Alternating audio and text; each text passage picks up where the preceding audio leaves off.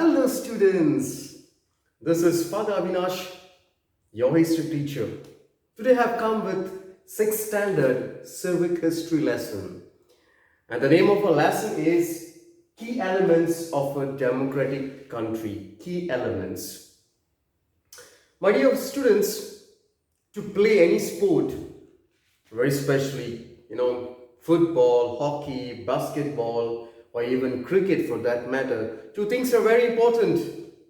One is you need good physique, you must be fit, and secondly, the skill to play that particular sport is very important. Only then, these two keys are very only then you can play the sport very well. The same thing in a democratic country, there are also key elements which play an important role in a democratic country. Let's find out in our today's lesson what are those key elements in a democratic country. Before we begin the lesson, I would like to present before you the country, the beautiful country, I would say, South Africa. Initially, in this country, people were suffering. In fact, there were three kinds of people. First, there were black people as per the textbook. They were from South Africa. There were white people who had got settled over there. There were colored people, such as Indians, working over there. But in this country, there was no equality, there was no justice. There was a system which was followed. That system was called as a apartheid system. Now, what is apartheid system? It's the separation on the basis of races. People were separated. What do you mean by this separation? The ambulance, the hospitals were separate for white people and for black people. The grounds were separate, the hotels were separate, the buses were separate. The land which were very good, fertile lands were given to the white people, and those lands which were not very good were given to the black people. The black people could not vote. Such atrocities, inequality people were facing. They were protest. The African National Congress took this responsibility to fight, and they had an important leader, and his name was Nelson Mandela, the then president. He fought against this apartheid system. This man was put into prison, and for 27 long years, he spent time fighting for the people of South Africa. What a great leader. And in 1994, he came out, and then this country was declared as a democratic country. Just to give you examples, now with this, once they became this democratic country, everything was equal. Equality was practiced. This for you, I've given you just what is a democratic country. Now, having understood what is a democratic country, let's find out how people can participate in this democratic country. We all know people participate in the affairs, the working of the government. One way is through election. People cast their vote and elect their own representatives. And these representatives are responsible to take care of these people because people have elected them. And we assume that these leaders, these representatives, take decisions keeping the mind of the people. We assume that they take decisions keeping the mind of the people, but it doesn't happen.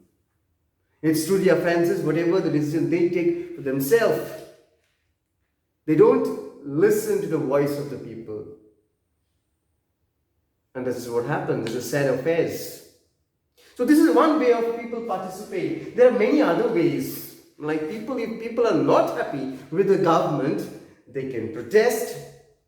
They can write on the newspapers. They can go on the magazines. They can write.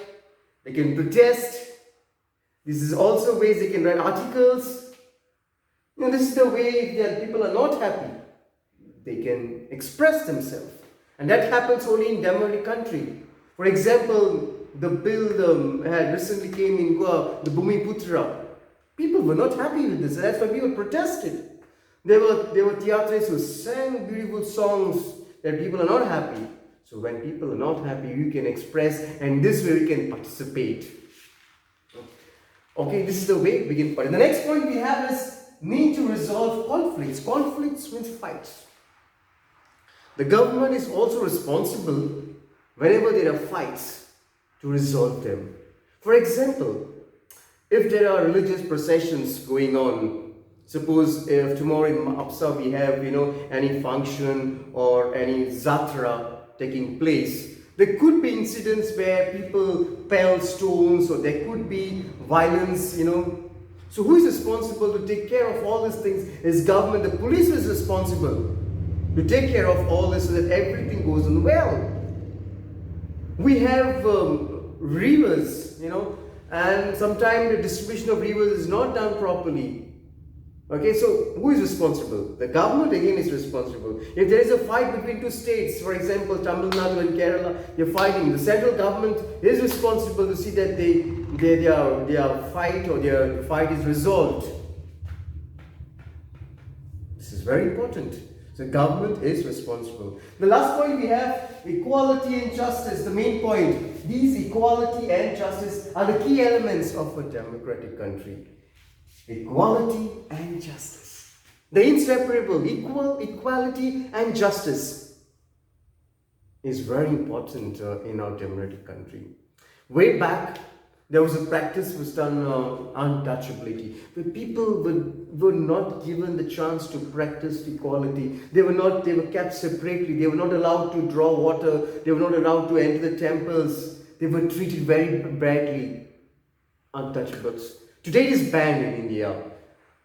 The leaders, Mahatma Gandhi and Dr. Ambedkar, they fought against this, and that stopped.